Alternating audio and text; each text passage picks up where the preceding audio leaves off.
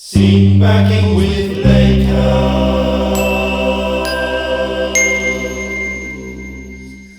Alright then, welcome back to Play Bass with Lakehouse, or in this case, Sing Backing with Lakehouse. We wanted to make this video because we get a lot of feedback about our backing vocals that we do live and recorded. Generally good feedback. So here is some stuff about that. We have three people on stage, obviously, Jordan, Lee and myself. But we obviously go a bit more all out in the studio to do as much as we possibly can with the joys of modern recording. So obviously we're not expecting people to try and learn these backing vocals like we do in the bass sessions. That would be weird behavior. It's more about thinking about the techniques that we put into it. Maybe there's something useful that you can use in your music. Alright, so let's start with new song 4-letter word, which opens up the new album Songs from the City, streaming on a platform near you right now. There's quite a few things with this song. Firstly, it's really complex as a song, so check out, this is the overview of the tracking file. You can see there's an awful lot going on for what is essentially supposed to be quite a simple punk song. But secondly, at the start of the chorus, and let's talk about the vocals, you can hear the backing vocals are really used to kind of help the lead vocal keen through the mix and jam home that kind of tricky key change in quite a fun way.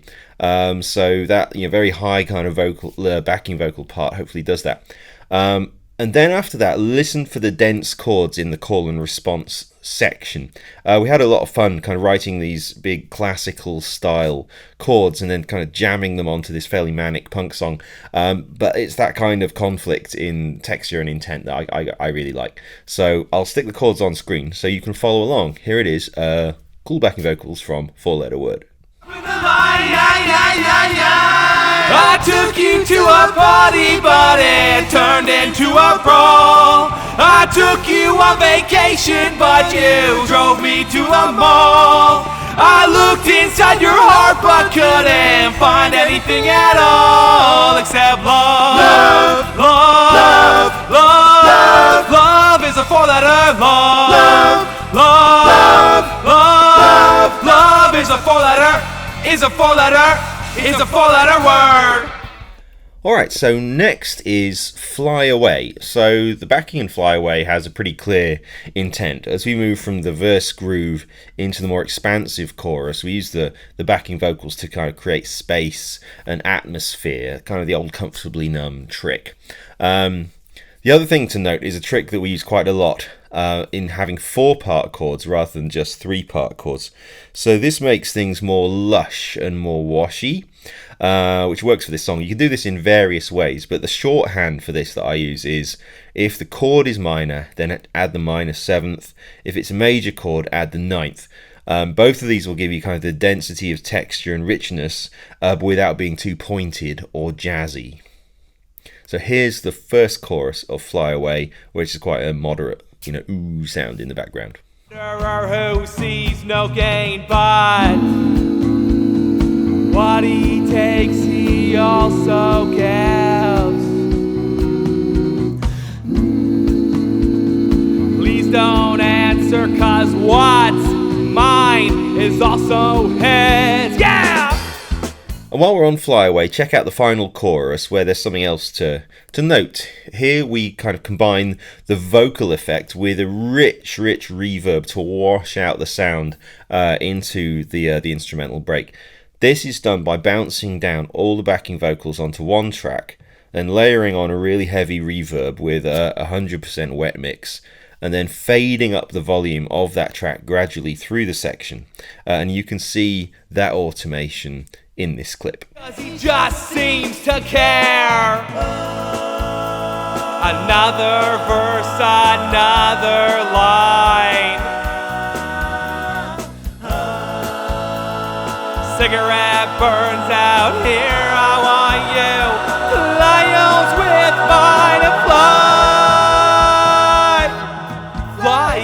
away. So next is Lee's House. The final chorus has always been one of the most fun backing vocals for me and Lee. So Jordan, for parts of this chorus, he actually departs from the main melody into a much higher version. This leaves, or it used to leave me kind of guessing what he's going to do and where. So we figured out that I should sometimes take over the lead line when he's singing up high, and sometimes I should stick to my backing vocal part, which is typically, a third under the lead. The effect that this has, although it was obviously quite accidental to start with, is the switching seamlessly between the thirds and the sixths as the interval between the two backing vocal parts brings up some extremely juicy moments harmonically. It's not easy to do live, especially with a really harmonic bass line, but the effect is pretty intense in the final chorus of this song. Sounds like this. Wondering what it's all for. I don't know when I'll see you again. Another day goes by. Never wanted this to end. Didn't mind those nights on the floor. Passed out drunk and stoned, wondering what it's all for. I don't know when I'll see you again. Another day goes by. Never wanted this to end.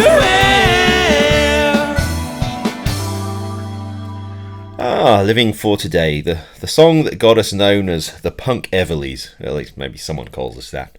So this song is a pretty straightforward duet all the way through, which you can hear on the record. But I wanted to show a bit of fancy 8-part choir piece that we use underneath the guitar solo. Again, it's just there to bring some depth and warmth to that moment, but it's a nice little effect that you don't hear everywhere.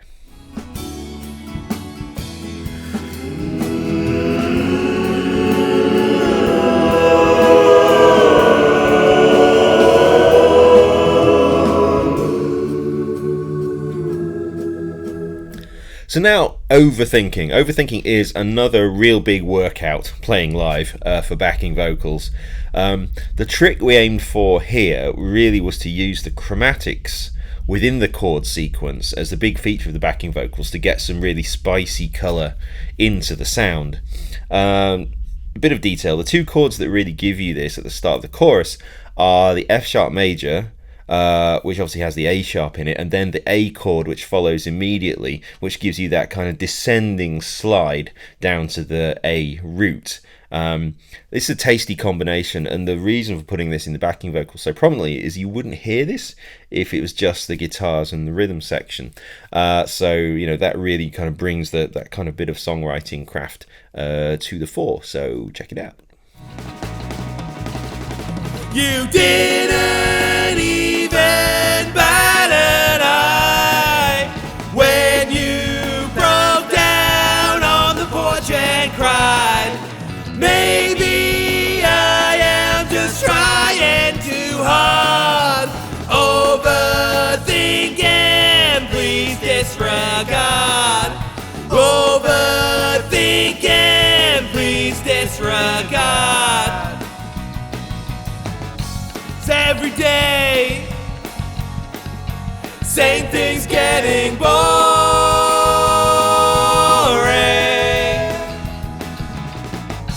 Fit the jack, how about that? I can see that you're looking for a time to apologize. Alright, so on to Used to Be a Hero, which is another use of chromatics, but it's a little bit more dramatic than Overthinking even. So this kind of has a real thin Lizzy chord sequence that's kind of all chromatics all the way through. Let's get into it. You have a full chord slide from the A flat to the G in the first half of it, so the entire chord is going down like that. But in the second half of that chorus, where most songs would probably just repeat those two chords, instead we go A flat, E flat, B flat, G, which has all manner of great sliding chromatic effects over what are actually quite big angular chord jumps. So it's the combination of the slidey chromatics in the vocal with the big angular chord movement underneath is what really gives it the effect. Am I too nerdy about this? Back into the city, feeling like a fly, scraping bloody knuckles, trying everything just to get by. I used to be a hero, but suddenly I find that I'm not. I used to be a hero, but suddenly I find that I'm not.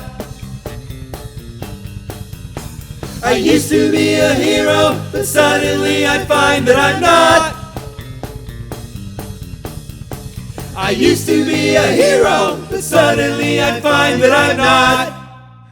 Alright, and finally, the year we thought we'd left behind, the newest song on the album. So the last trick in the backing vocals playbook is counterpoint features, where you simply create something net new, melodic feature in the backing vocals that goes against the lead vocal, against the guitars, whatever. It's a completely net new element to the song. So this song has one of these.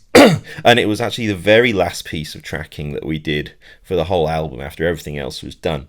The reason to put it here is the song creates some tension by resting on the dominant A chord for a couple of bars before it returns to the main riff. And the backing motif that we have here does a couple of things. It takes up some of that space, and it adds suspense by walking up the scale in thirds and effectively suspending the song on the second inversion just for a couple of seconds, which gives it that bit more tension.